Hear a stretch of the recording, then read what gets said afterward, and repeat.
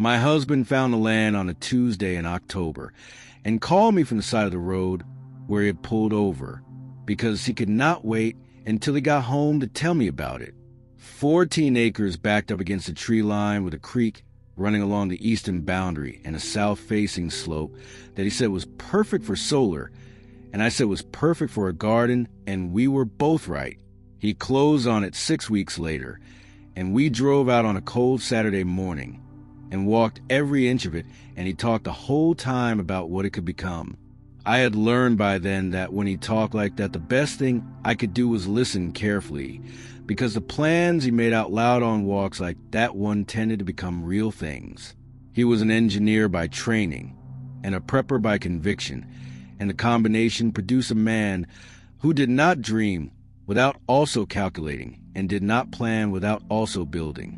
The dome home was the first thing he put on the land, and he chose the design the way he chose everything. He read everything written about monolithic concrete construction and ran the load-bearing numbers and pulled the survivability data from every major disaster study he could find and concluded that a reinforced concrete dome was the most resilient residential structure a person could build at a price that did not require selling everything else to afford it. 2 feet of reinforced concrete over an inflated form and steel rebar cage. Nearly 4,000 square feet of interior space under a roof that swept from the foundation to a peak of just over 26 feet at the center of the main living area. He sourced the materials himself and contracted only the work that required equipment he did not own, and did everything else with his own hands over 3 years of weekends and accumulated vacation time. I handed him tools and mixed concrete and held things while he fastened them, and learned more about construction in those 3 years than I had learned in the rest of my life put together. The dome sat on a full basement with poured concrete walls and a separate mechanical room that housed the water system and the electrical distribution and the backup generator. He had engineered the drainage and the footing for the specific soil conditions of our land after doing his own subsurface testing, and the foundation had not moved a fraction since the day it was poured. The solar array went up on the south face of the dome in the 2nd year, once the structure was weathertight, and he had run the load calculations for the electrical system. 16 panels feeding a battery bank. He had sized for 3 days of full household load without any solar input at all. The well was drilled the same year, and he had insisted on a depth that most of the drillers he talked to said was more than necessary for the area. He said more than necessary was exactly the point. Once the dome was livable, he turned his attention to the outbuildings, and he approached each one the same way he had approached the dome. The chicken coop was not a wood frame structure with a sheet metal roof the way most coops are. It was a smaller concrete dome set 6 feet into the ground, so that the earth itself acted as a passive temperature regulator regardless of the season. He had studied underground coop designs for months before settling on the approach, and he was precise about the depth and the ventilation angles and the drainage gradients in a way that had nothing to do with perfectionism and everything to do with getting it right the first time. The underground positioning meant the coop held a consistent internal temperature through both the hottest weeks of summer and the coldest stretches of winter, without requiring supplemental heating or cooling beyond the lighting system he had wired into it. He stocked it with 56 birds, Rhode Island Reds, as the core of the flock, with several heritage breeds sourced specifically for their laying consistency and cold weather tolerance. He kept records on every bird in notebooks on the shelf in the small supply office he had built into the coop structure, production rates and health observations, and feed conversion data, going back years in precise handwriting. The kind of records that told you at a glance what was working and what needed adjusting before a small problem became a larger one. He also kept dairy cattle on the property and had built a proper milking setup in the small barn behind the coop for cows and a bull when we were at full capacity, and the milk went into cheese and butter and fresh use in a rotation that left nothing wasted. He had taught me to milk and to make hard cheese and to manage a small herd the same way he had taught me everything else on the property, by showing me and then stepping back and letting me do it until I could do it without asking. The bunker came after the coop, and it was the project he was most serious about in a life already full of serious projects. 12 feet underground with its entrance through a reinforced hatch set into the garage floor. Concrete on all 6 sides with a ventilation system, he had designed himself to draw fresh air from 2 separate intake points at different locations on the property, so that a single obstruction could not compromise the air supply. A water supply drawn from a dedicated well drilled specifically for the bunker, so that the main property water system and the bunker supply were entirely independent of one another. 3 years of food for 2 people stored on steel shelving he had built and labeled and organized in the system he had developed over years of reading and refining. Medical supplies that went well past a standard first aid kit into the kind of inventory a person assembles when they have thought carefully about being the only medical resource available for a long time.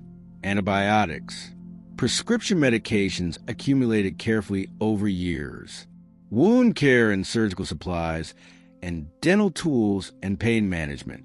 Spare parts for every mechanical system on the property. Seed stock sealed in Mylar bags and stored in the coolest section of the bunker, where the temperature held steady through every season. Bags of grass seed for the pastures. And along one wall the projects that had not gotten done yet. For solar panels and factory sealed packaging he had bought to expand the array before something else demanded his time. 2 wind generators still in their shipping crates from an equipment auction 2 summers before he died. Greenhouse framing and polycarbonate panels in flat-packed boxes stacked neatly and waiting. His handwriting was on every label and every inventory sheet, and every diagram tacked to the wall above the garage workbench. 11 years of work visible in every corner of the property and in every system that kept it running. He died on a Tuesday in March. Heart attack at 44 years old with no prior warning and no history that pointed toward it. I was in the kitchen, and I knew before I reached him. The year after his death was not a year I spent grieving in any visible way. There was too much on the property that needed doing, and animals do not wait for a person to be ready before they need feeding.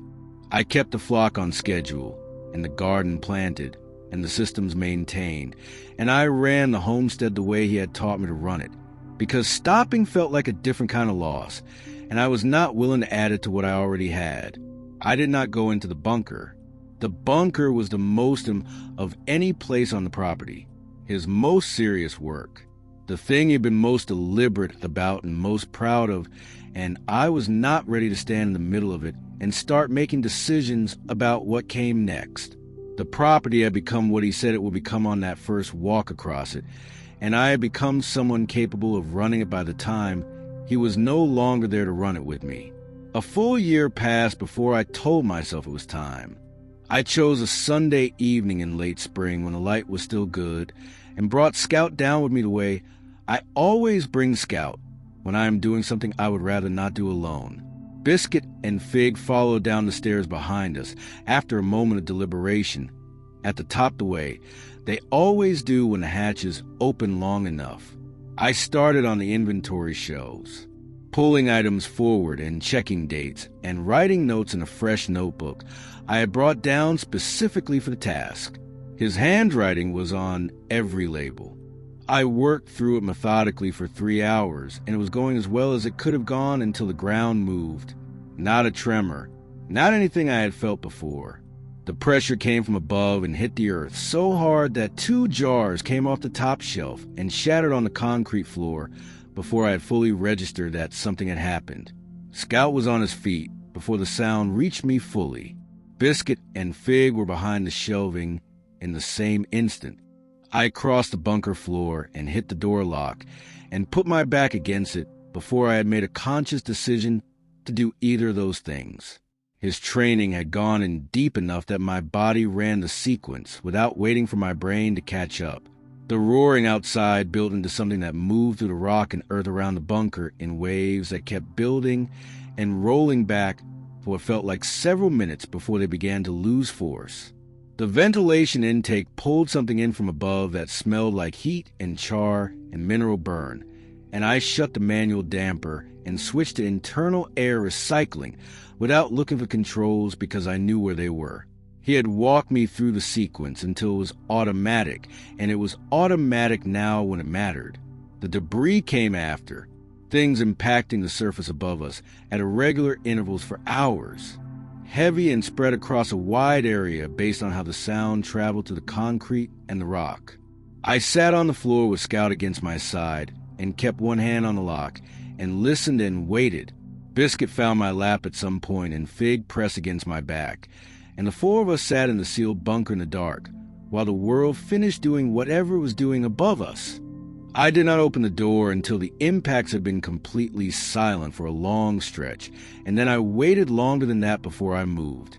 When I finally climbed the stairs and pushed through the garage and stepped outside, I stopped at the threshold and looked at what was left. The dome was standing. Everything around it was not. The sky was a dark, churning mass of brown and gray debris cloud, with flat orange glow at the horizon. Every tree was a burned black skeleton. The ground was gray ash in every direction as far as I could see. I stood there and looked at it for a long moment, and then I went back inside to start figuring out what came next. That was what came next. That had always been what came next. The morning after the event, I did not rush outside. I made coffee on the propane range and fed Scout and the cats and ate something. And then I put on my boots and my work jacket and went out to understand exactly what I had. That was the first task. Not fixing anything. Not reacting to anything. Just a full, clear assessment of the property from one end to the other, so that every decision that came after was based on what was actually true rather than what I feared or assumed.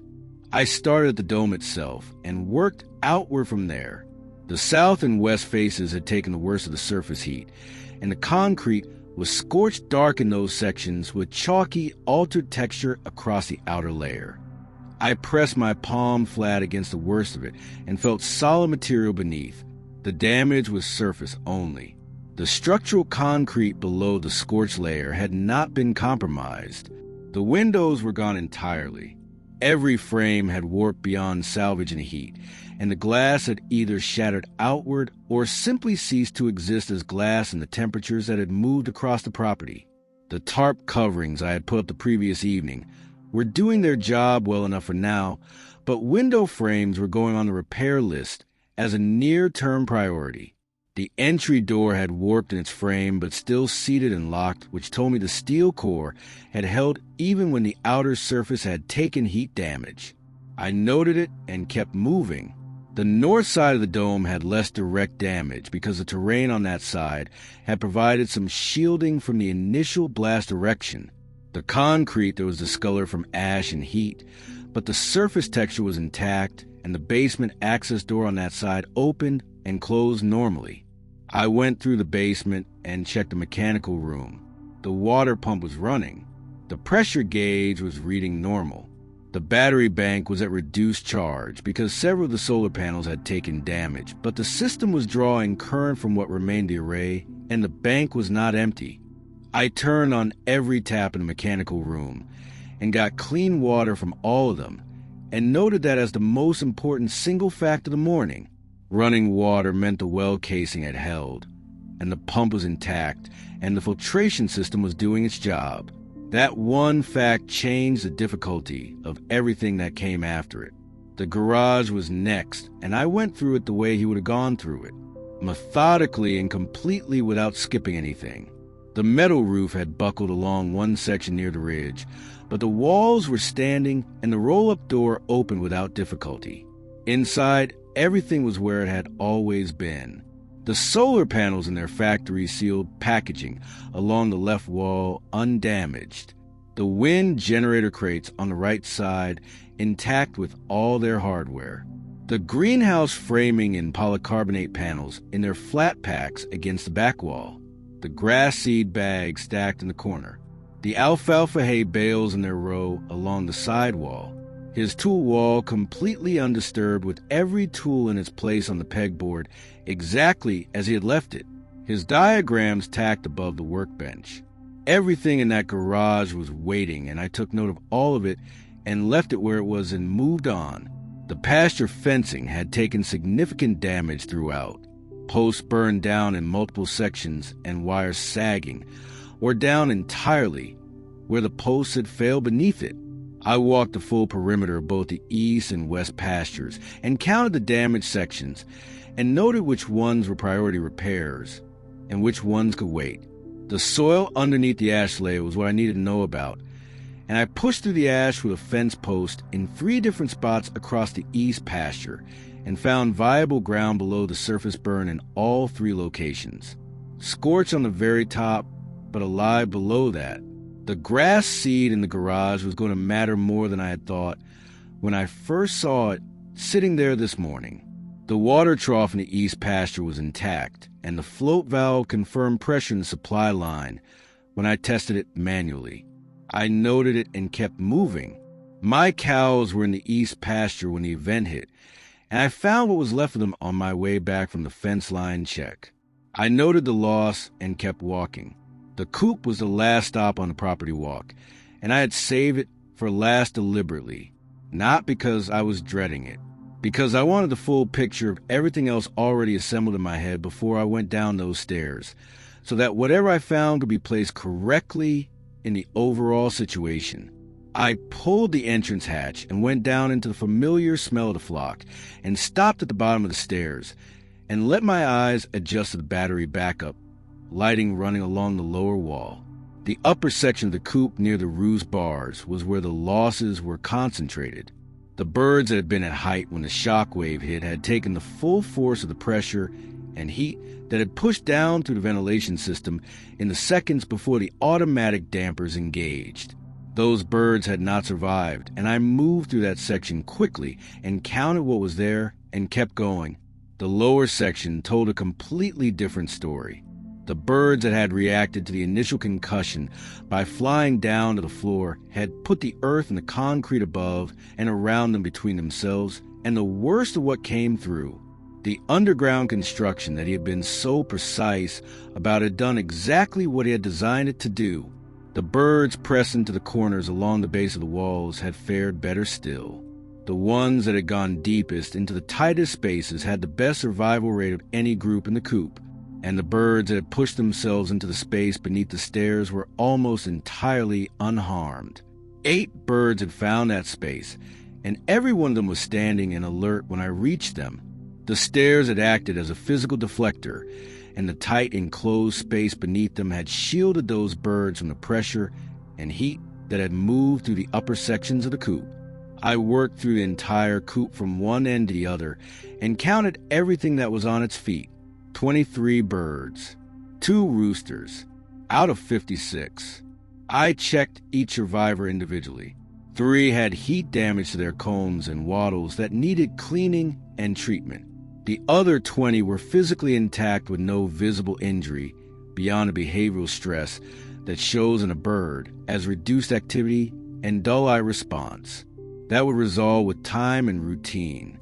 The feed bins in the supply room were full and sealed and undamaged. He had always kept them topped off, and the metal construction had protected the contents from the heat. The waterers were running on the gravity supply from the underground tank, which the event had not reached. The automatic lighting timer had lost its programming in the power interruption, but the battery backup strip had maintained a minimal light level through the worst of it, which had helped keep the surviving birds from complete disorientation during the hours they were sealed in. I treated the 3 injured birds with the antibiotic salve from the medical kit and noted which birds they were for daily monitoring.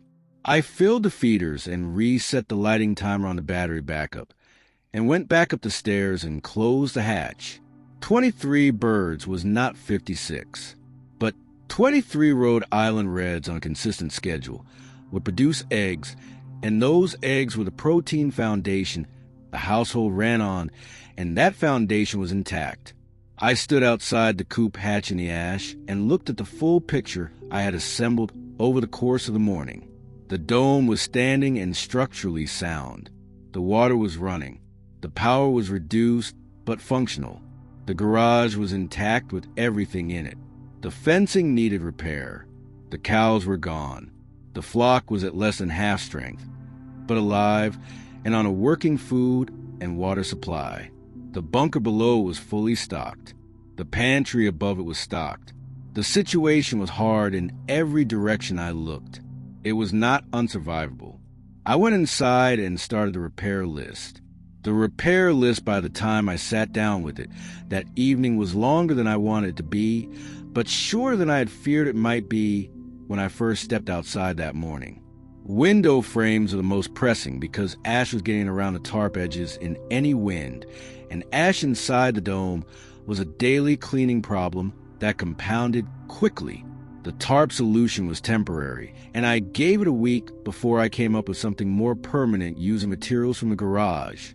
The fencing was a multi-day project that would need to happen before I brought any new animals onto the property.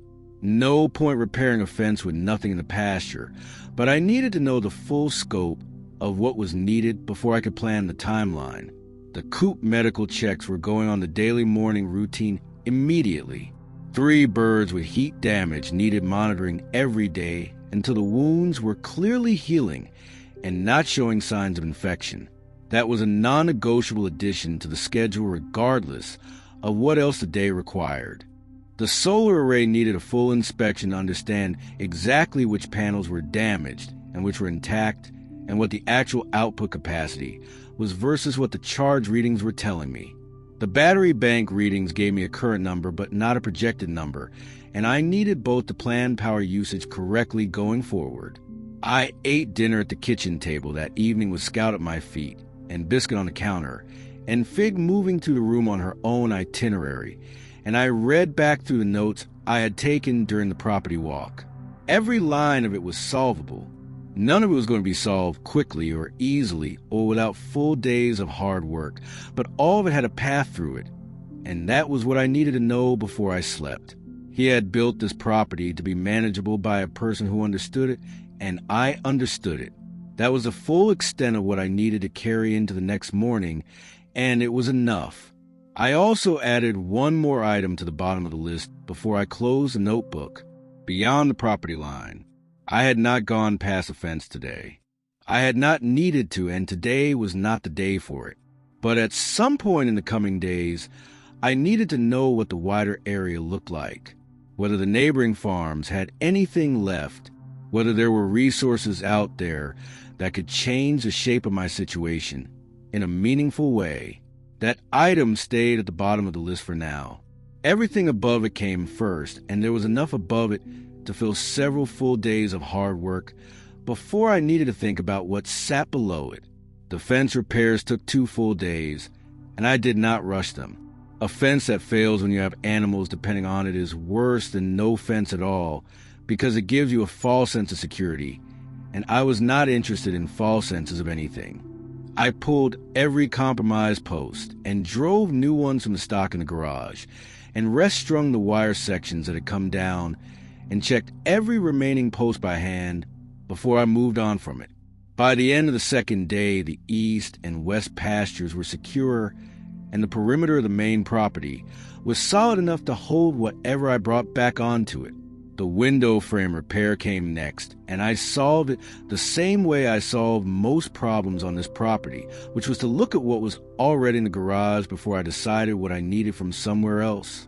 He had stored sheets of thick plastic sheeting in a roll behind the tool wall that I had always assumed was for greenhouse work. I cut sections to fit each opening and built simple frames from the lumber rack and fitted them into the warped original frame spaces with exterior sealant around the edges. Not permanent, not the solution I would have chosen if I had other options, but sealed and solid and keeping the ash out, and that was what the situation required right now. The dome felt different once the openings were covered properly, less exposed, more like a working home, and less like a structure that had survived something and was still deciding whether to keep standing. I had been feeding the flock twice daily on the stored grain and monitoring the 3 injured birds every morning, and their combs and wattles were healing cleanly, without sign of infection by the end of the first week. The laying rate was low the way it always is when birds are under stress, but was climbing each day, and I was getting enough eggs for the household needs without touching the stored food yet. The routine of the coop had steadied the birds faster than I expected. Chickens normalized to a consistent schedule more quickly than most animals, and I kept their feeding and lighting times identical every day without variation, and by the end of the first week the flock was behaving more like itself and less like a group of animals that had been through something significant.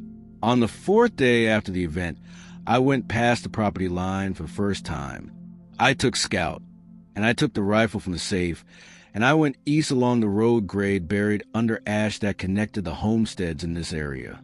I had neighbors out here, people I had known for years, people whose properties I had walked to for borrowed equipment and share harvests, and the ordinary exchanges that happen between people who live close enough to each other to matter. The first farm I reached had been a conventional operation. Wood frame house, standard metal outbuildings. None of it was standing.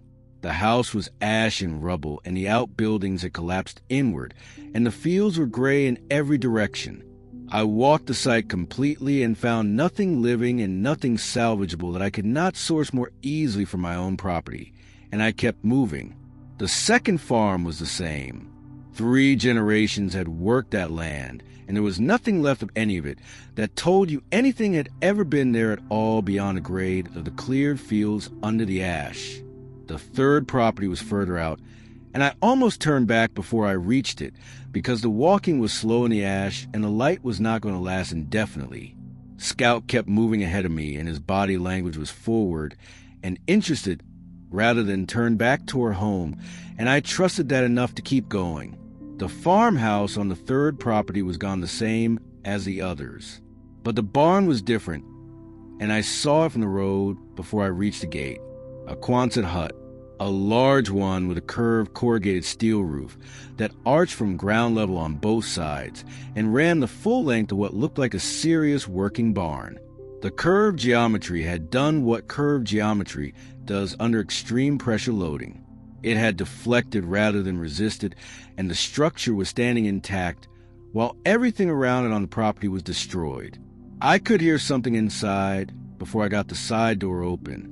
Scout heard it long before I did, and he stopped walking and stood with his ears forward and his nose working the gap at the bottom of the door, and his tail moving in a slow, deliberate way that was not excitement and was not alarm. It was recognition.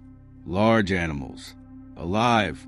I got the side door open and stood in the entrance and let my eyes adjust to the dim interior light coming through the 2 small windows at the far end of the barn. Cattle. A mixed herd pressed together in the far section of the barn with their heads up and their eyes on me, and the particular quality of tension in a group of animals that have been confined and frightened for several days and are not sure what to make of the person standing in the doorway. I stood completely still and let them look at me and did not move toward them. I counted while I stood there. 14 dairy cows, 3 bulls, 17 animals alive in a barn that should not have survived and had survived anyway because of the shape of its roof and the depth of its footings and whatever combination of terrain, and luck had kept the worst of the blast force from hitting it directly. The hay stored in the barn had kept them fed, and the water tank on the back wall still had supply in it from the gravity system that the event had not fully disrupted. They had water and feed and shelter, and they had each other, and they had made it. I spent 2 hours in that barn before I made any move toward the herd. I moved around the perimeter slowly and spoke in a low, even voice and let them track me and adjusted my presence at their own pace. Dairy cows that have been handled regularly know what a calm person looks like and sounds like, and these animals had been well managed. They were frightened, but they were not wild, and the difference between those 2 things is the difference between a herd you can work with and a herd you cannot. Scout held a wide, loose perimeter around the barn without being directed. He had been around cattle before, and he understood his role without needing instruction. When the herd had settled enough that the closest animals were no longer moving away from me when I approached, I opened the main barn doors and began working them toward the opening. Slow and steady with Scout holding the edges and me moving quietly behind the group. They came through the doors without a major incident. One of the bulls tested the edge of the group twice, and Scout redirected him both times without fuss. Once they were out of the barn and pointed west toward my property, I fell behind them and we started moving. 14 dairy cows and 3 bulls through 2 miles of ash-covered terrain with one person. And one dog is not a fast process under any conditions. The ash made it slower. The unfamiliar landscape made it slower still, because the landmarks the herd would have used to orient themselves were gone, and every direction looked the same to them. I kept them moving at their pace and did not push for speed I did not need.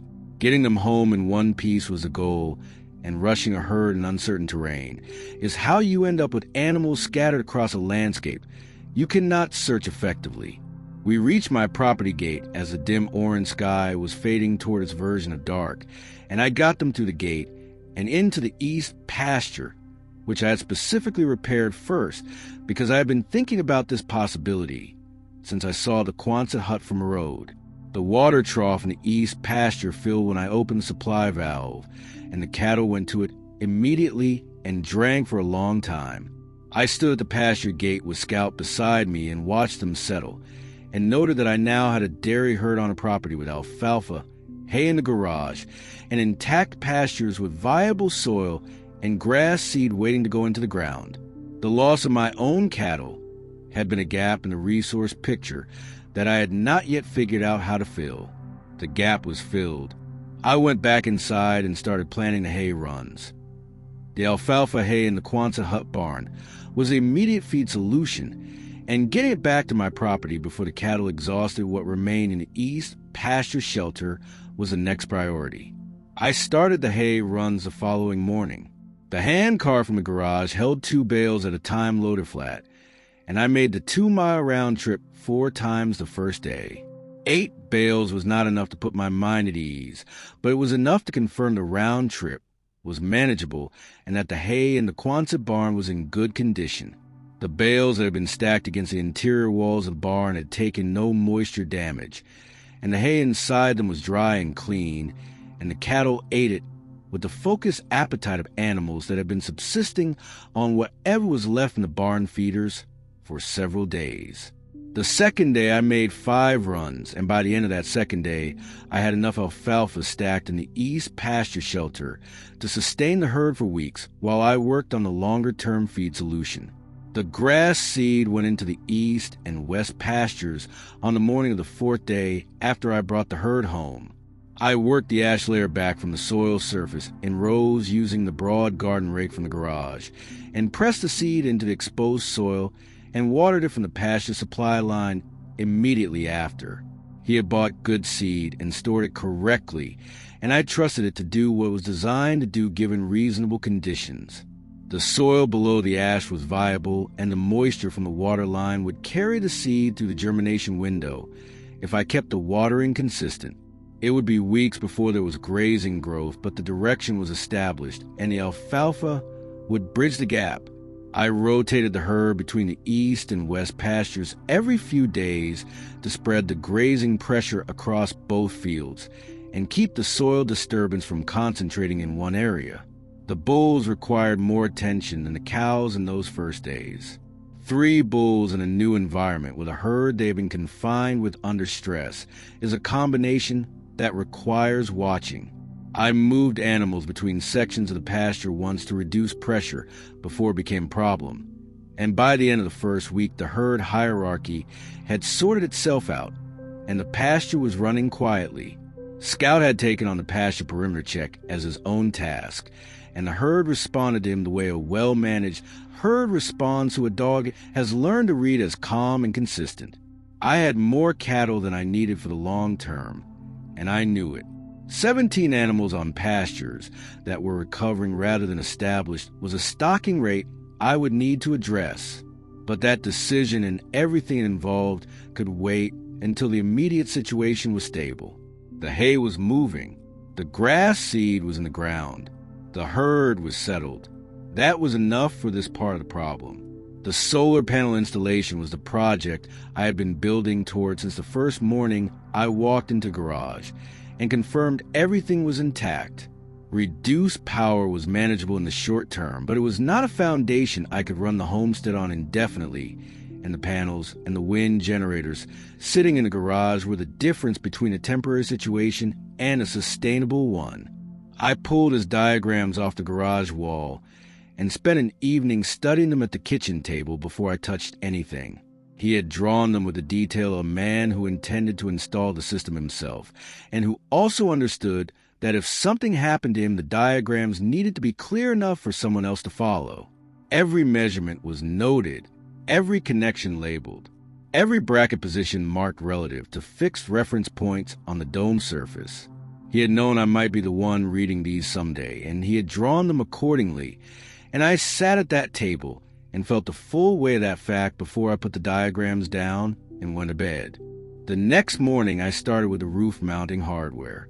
The curved dome surface required the specialized rail brackets he had designed and fabricated specifically for the dome profile, and those brackets were in the garage with the panels.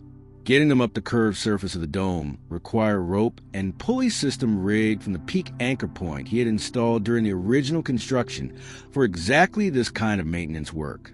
I rigged the system the way the diagram showed and tested it with a sandbag load before I trusted it with the brackets. It held. The first bracket went up slowly, too slowly. The rope system worked, but managing the rope and positioning the bracket simultaneously with two hands and no one on the ground to hold tension was a coordination problem I had not fully worked through before I started.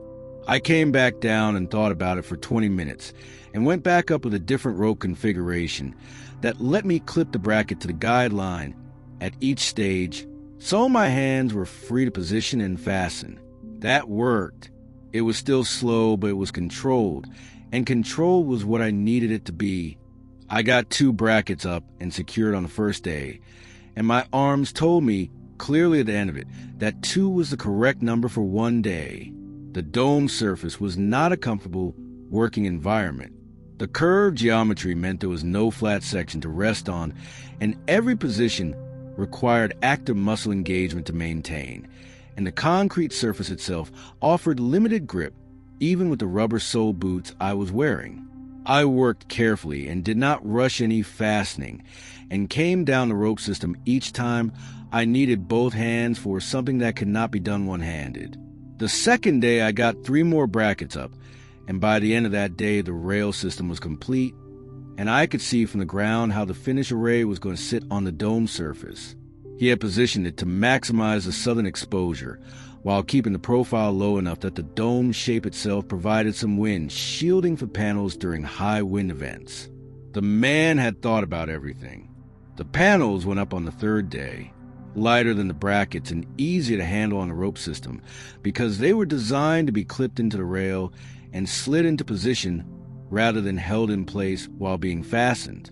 I got all 4 panels up and seated in the rail system in a single long day that started before first light and ended when I could no longer see clearly enough to work safely. The wiring ran the next morning.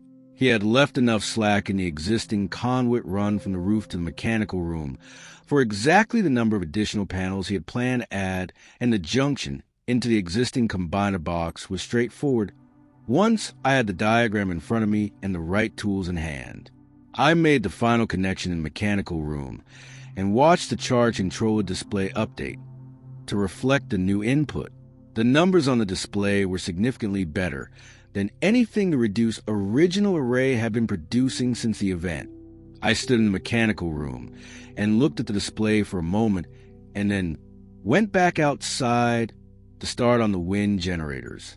The wind generator mounting posts were already in the ground from a previous installation attempt he had started and abandoned when another project took priority. The posts were set in concrete and had not moved, and the hardware for the generator heads was in the crates with the units themselves. His diagram for the wind generator installation was the most detailed of all the documents above the workbench. 6 pages of notes and measurements and wiring sequences in his handwriting that told me he had spent serious time planning this installation before he ran out of time to execute it. The first generator head was heavy, and getting it onto the mounting post at height was the hardest single physical task of the entire installation process. I rigged a different pulley system for this, one using the loader tractor from the barn to provide the base tension, and walked the generator head up the post in stages, using the rope to control the ascent and the tractor to hold the load while I repositioned my grip. It took most of the morning to get the first head seated and bolted and wired down to the junction box at the base of the post. The second one went faster because I had worked out the sequence on the first one and knew where the friction points were and how to manage them. By the end of that day, both generators were up and turning in a light wind that was moving across the property and feeding current into the system alongside the new solar panels. I went back to the mechanical room that evening and looked at the charge controller display again. The battery bank was at a charge level it had not reached since the day of the event, still climbing. I ran through the load calculations in my head against the new input numbers, and the picture that came back was a system that could sustain the full household load, including the freeze dryer, and still carry a daily surplus into the battery bank. The freeze dryer was a piece of equipment that changed the food preservation picture completely. With it running, I could process bulk quantities of fish and meat and produce into shelf-stable portions that require no refrigeration and no ongoing energy input after the processing cycle was complete. Without it, I was managing a much smaller preservation window and a much higher daily dependence on what the property was actively producing. With it, I could build a deep reserve that buffered the household against any single system failing, or any single season producing less than expected. I ran the first test cycle on the freeze dryer that evening using a small batch from the chest freezer to confirm the machine was operating correctly after being idle for over a year. It ran through the cycle without issue, and the output was exactly what freeze-dried products should look and feel like. Dry and light, and sealed into the Mylar bag I had ready and labeled and stacked on the utility room shelf. The power system was working. The freeze dryer was working. The next problem was filling it with something worth preserving, and for that, I needed the lake. The days of the installation had a particular quality to them that was different from the fence work and the hay runs and the coop management that had filled the days before it. Those tasks were all things I had done before in some form. Known work, familiar sequences. The solar and wind installation was different because I had assisted with it, but I had never led it, and the gap between assisting and leading is wider than it looks from the assisting side. Every problem I hit required me to stop and think rather than reach for a practice response, and that thinking took time and energy on top of the physical work of the installation itself. There were 2 mornings during the installation week where I came out of the dome at first light and stood in the ash and looked up at the unfinished work on the dome surface and ran through what the day required and felt the full size of the task before I started moving toward it. Both mornings I started moving anyway because standing in the ash thinking about the size of a task has never once made the task smaller. He had a saying he used when a project was large enough to feel discouraging at the front end of it. He said the only difference between a finished project and an unstarted one is the number of times you showed up. I showed up every morning of that installation week, and by the end of it the project was finished, and the power system was running at a level that changed what was possible on the property. The charge controller display in the mechanical room became the first thing I checked every morning after that. Not because I was anxious about the numbers, because the numbers told me what the day had available to work with, and knowing that shaped every decision that came after it. Full battery bank plus solar input plus wind contribution gave me a daily energy budget I could run the household on without rationing, and still bank reserve for cloudy days or high consumption days when the freeze dryer was running long cycles. The freeze dryer test cycle had confirmed the machine was in good working order, and the implication of that was significant. A working freeze dryer connected to a stable power supply was a food preservation capability that most people in this landscape no longer had access to. It meant that anything I could harvest in bulk could be converted into a shelf-stable product that would last years without refrigeration. Fish from the lake, meat from the herd when the time came for that, garden produce when the garden came in, eggs when the flock was producing beyond fresh consumption needs. Every category of food the homestead could generate had a preservation pathway now, and the pathway did not depend on the chest freezer staying cold or the pantry supplies holding out. It depended on the freeze dryer running and the power system keeping it running, and both of those things were now in place. I spent the evening after the final wind generator installation sitting at the kitchen table with his diagram spread out in front of me and working through the updated power calculations with the new system inputs. The numbers came back clean every time I ran them. The system he had planned was the system that was now installed, and it was performing the way he had projected it would perform when he had drawn those diagrams. I rolled the diagrams back up and put them in the tube he had stored them in and set the tube on the shelf above the workbench in the garage, and went inside and made dinner. The freeze dryer was ready. The power was stable. The only thing left to do before the preservation work could begin in earnest was the lake trip, and I had been thinking about that trip since the first day I confirmed the power situation was solvable. 5 miles northeast. A spring-fed lake that ran cold and deep. If the fish were there, the freeze dryer would do the rest.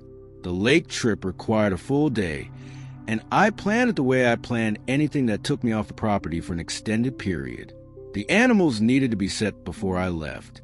The cattle had water and enough hay in the pasture shelter to last well past my return. The coop feeders were topped off and the water is checked, and the automatic lighting confirmed on its timer. Scout got an extra feed in the morning because I did not know exactly how long the day was going to run, and I did not want him running on empty in the back half of a long walk.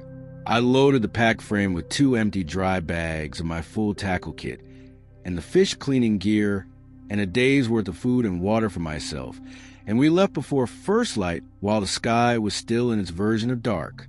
5 miles northeast through terrain, I knew from years of walking it in better conditions. The ash had changed the visual landscape so completely that the landmarks I had always used to navigate that route were either buried or burned beyond recognition. I navigated by compass bearing and terrain shape and the general sense of the land that comes from knowing a place over many years and trusting what your feet tell you about the grade beneath them even when your eyes cannot confirm it. Scout moved ahead of me, and I watched his body language the whole way. His nose was working constantly, and his ears were forward, and his pace was steady and interested, and none of that changed at any point on the walk out, which told me the route was clear of anything that warranted concern. The landscape on the way to the lake was the same devastated gray world the property sat in. Burned skeletal tree trunks standing at intervals across the ash-covered terrain like markers for something that no longer existed.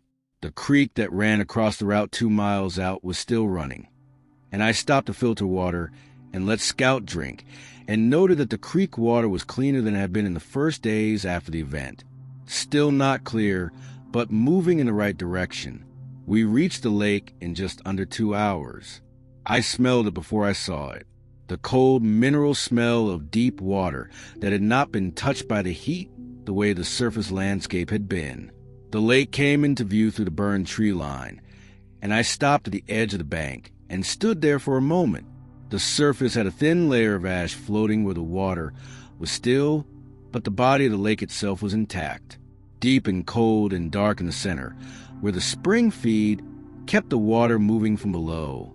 I could see fish in the shallows before I had even opened my tackle kit. Movement in the water close to the bank where the bottom came up to knee depth, and the light reached far enough to show what was there. More fish than I had any right to expect, given everything the landscape above the waterline had been through. The depth of the lake had been their shelter the same way the depth of the bunker had been mine. I rigged both rods, one with a spinner for the open water and one with a smaller hook, and split shot for the shallower sections near the inlet where the fish were most concentrated. I started at the inlet because the density of fish I could see there told me the first hour of fishing was going to be productive, and I wanted to fill the bags before I moved to the open water work. The fish were taking everything I put in front of them. Trout mostly in the inlet section, with bass moving in from the deeper water as the morning wore on. I was not fishing for sport, and I was not releasing anything. Every fish that came out of the water went into the dry bag, and I worked the inlet section for 2 hours before the action slowed enough to tell me I had taken what that section would give for the day. I moved to the open water and switched to the spinner rod and worked the deeper sections for another 2 hours, and the bags kept filling.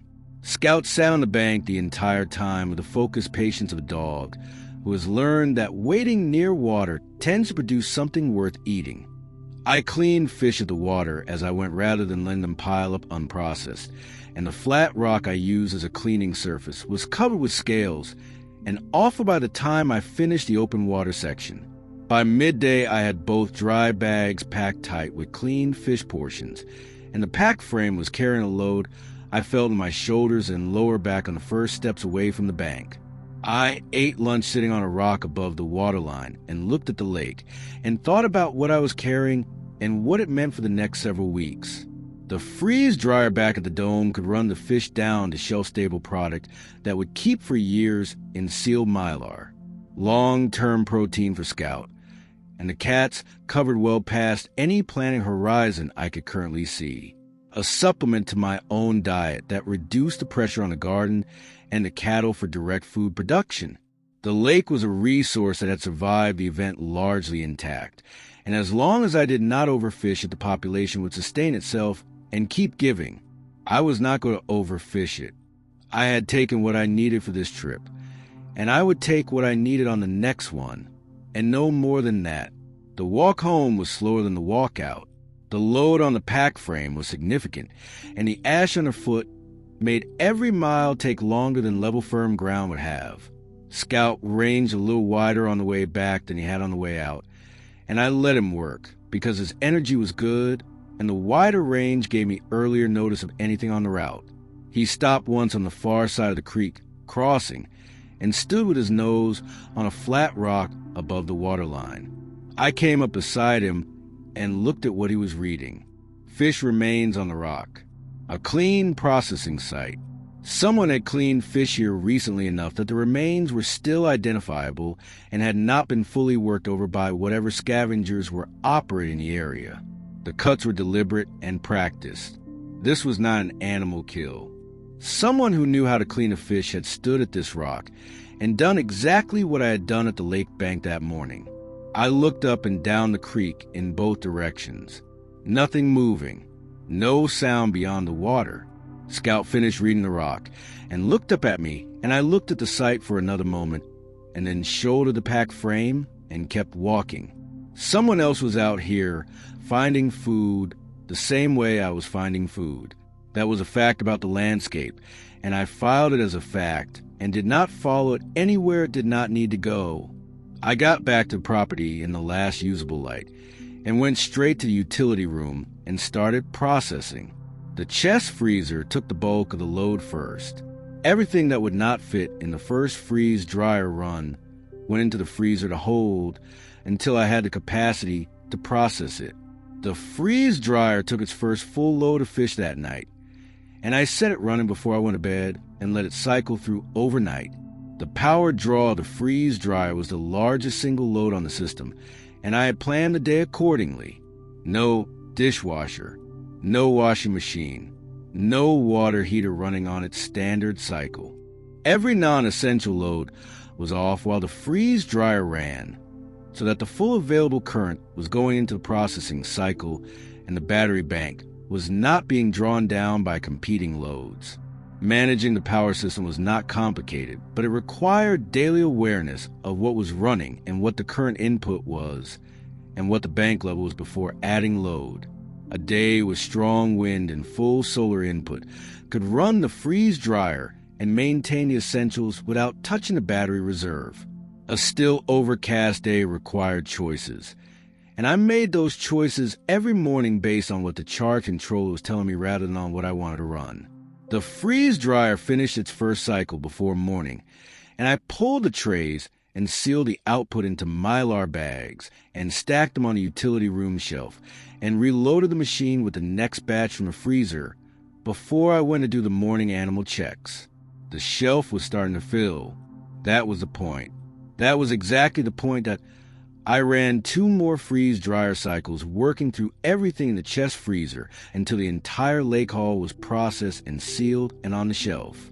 The utility room shelf held labeled Mylar bags that represented weeks of protein for the animals and a meaningful supplement to my own diet. Scout got his first freeze-dried fish ration, that evening rehydrated in warm water, and he ate it with the same focus efficiency he brought to everything. Biscuit and Fig got their portions separately and showed no hesitation about the new food source, which told me the freeze-drying process had not changed the smell profile enough to make it unfamiliar to them. Good. The animals were covered. The cats had been a part of the food situation I had been most uncertain about, because cats need dedicated protein, and the freeze-dried fish solved that cleanly. The lake was renewable. The power was holding. I made a second lake trip 4 days after the first one. Shorter this time. I did not need the volume of the first trip because the shelf was already stocked from that run. I needed a smaller top-up haul that would keep the freeze dryer running at useful capacity without creating more volume than I could process before it turned in the chest freezer. The lake on the second trip was as productive as the first. The fish population had not been noticeably affected by what I had taken on the first visit, and the inlet section in particular was as active as it had been. I fished for 3 hours and came back with a single dry bag loaded to comfortable carrying weight, and the walk home felt easy compared to the first trip. Scout checked the fish processing rock at the creek crossing on the second trip as well. He put his nose on it and worked it and looked at me, and I looked at it, and the remains from the previous visit were gone, and there were fresh ones in their place. Someone had been back to this creek since my first trip, using the same flat rock as a cleaning surface, taking fish from the same water source I was using. I noted it and kept walking. There was nothing actionable in that information and nothing threatening about it, and I was not going to spend energy on it that belonged somewhere more useful. The homestead was what mattered. The animals were fed. The shelf was stocked. The power was running. The lake was producing. Everything that needed to be in place before I could shift the focus of my attention to the longer-term systems of the homestead was now in place, and the next phase of the work was waiting. The garden went in during the first dry stretch of days after the lake trips were done. I had been looking at the seed stock in the bunker for weeks and running through the planting sequence in my head during the evenings, and by the time I started turning the beds, I knew exactly what was going where and why. The raised beds he had built from heavy timber were still structurally sound under their coating of ash. I cleared each bed by hand, starting with the surface ash, and working down to the soil level he had built up over years of composting and amendment. The soil below the ash layer was dark and rich and alive in a way that told me the event had not reached it in any meaningful way. He had fed those beds well, and the ground remembered it. I turned the top layer with the broad fork to break up the surface compaction, and worked a fresh layer of compost from the bins into each bed before I planted anything. The compost bins had been running continuously since before he died, and the material in the finished side was as good as anything I had ever put into those beds. I planted the food crops first. Tomatoes and beans and squash and root vegetables in a rotation he had always used and that I had followed every season we had gardened together. Then the chicken feed crops in the beds he had designated for them along the eastern edge of the garden. Sunflowers and field corn, and a leafy green mix that the flock would supplement their grain ration with once it came up. The seed germination started within the first week, and the first green showing above the soil surface in those beds was the most uncomplicated good thing that happened on the property since the event. I checked the beds every morning during the early germination window and noted which varieties were up and which were still coming, and kept the moisture consistent with the drip system he had installed along the bed rows.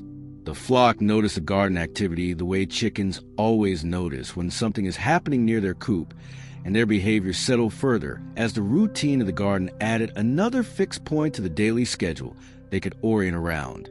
Chickens are creatures of pattern, and the more consistent the pattern, the more settled the birds, and settled birds lay reliably, and reliably was what I needed from them. The dairy routine had become as automatic as any other part of the daily schedule by this point in the month. Up before first light and into the milking setup before the cows had started their morning movement around the pasture. 14 cows milked by hand twice daily was a time commitment that built significant shoulder and forearm endurance over the first 2 weeks, and I had decided by the end of that period that reducing the milking herd was a practical necessity as much as a feed management decision. I kept the 6 best producers and processed the remaining animals over 2 sessions timed to my freeze-dryer capacity. The meat went through a combination of smoking and freeze, drying, and canning, and went onto the storage shelves alongside the fish reserves.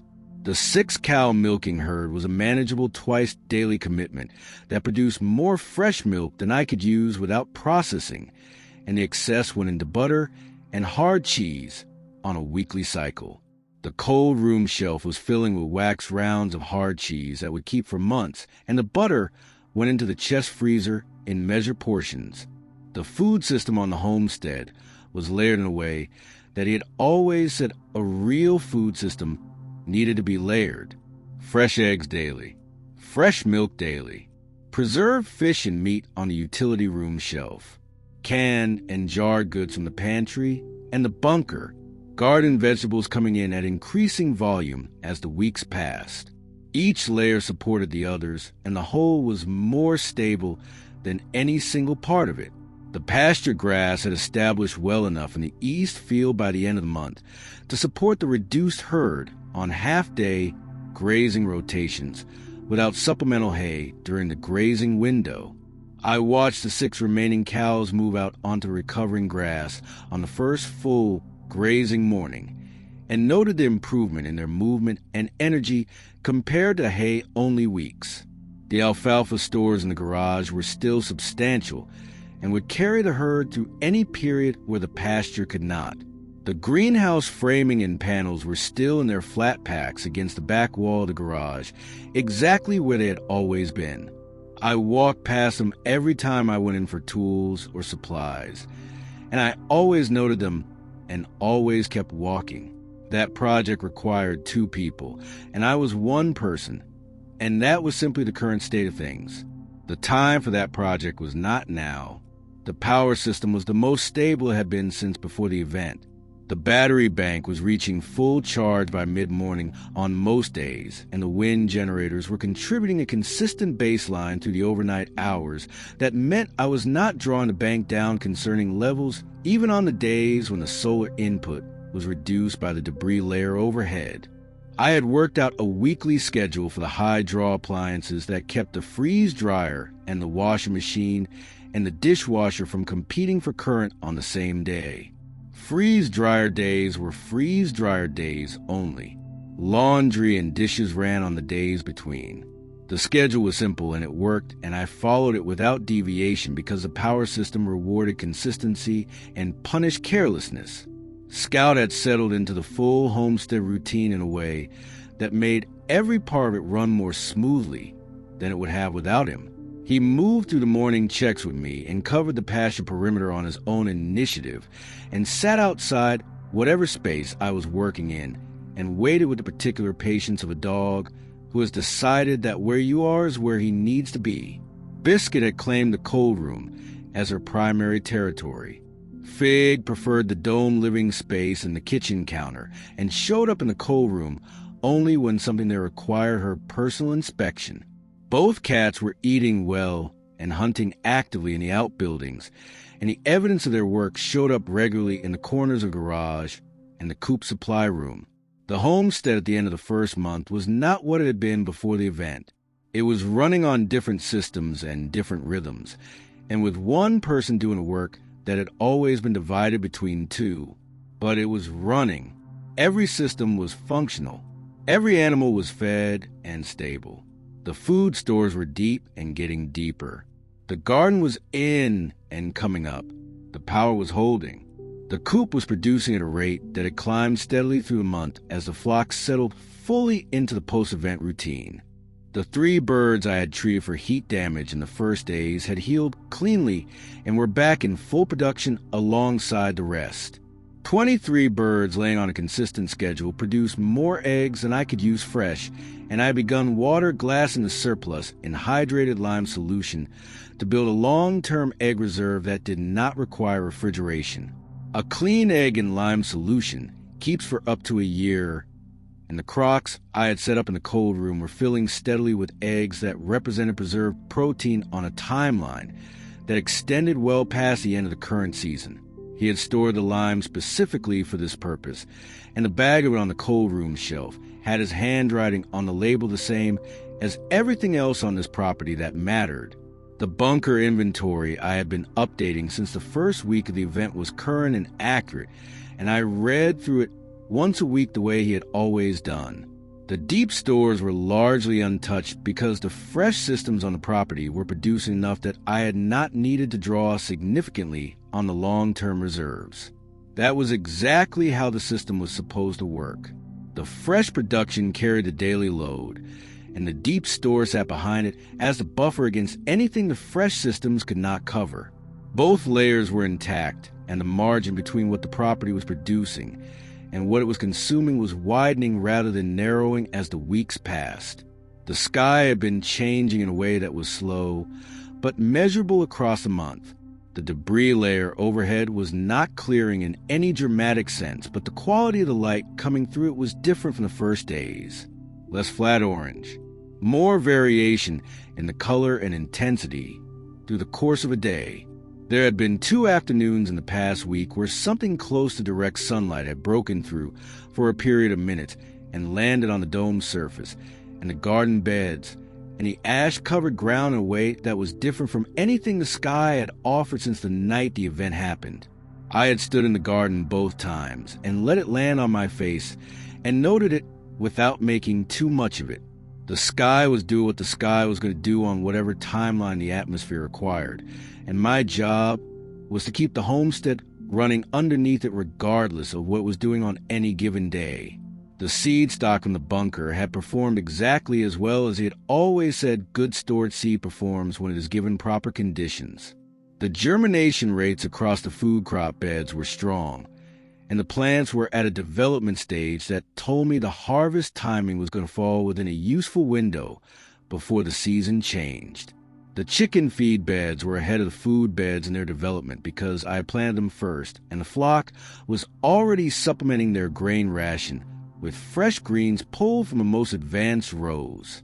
The daily routine of the homestead had a shape to it by the end of the month that moved from task to task without requiring deliberate thought at each transition.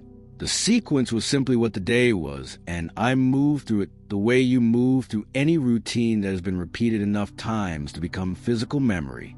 Morning animal checks and milking, garden check, and any immediate attention the beds required. Whatever the main task of the day was. Evening animal checks and milking and feeding.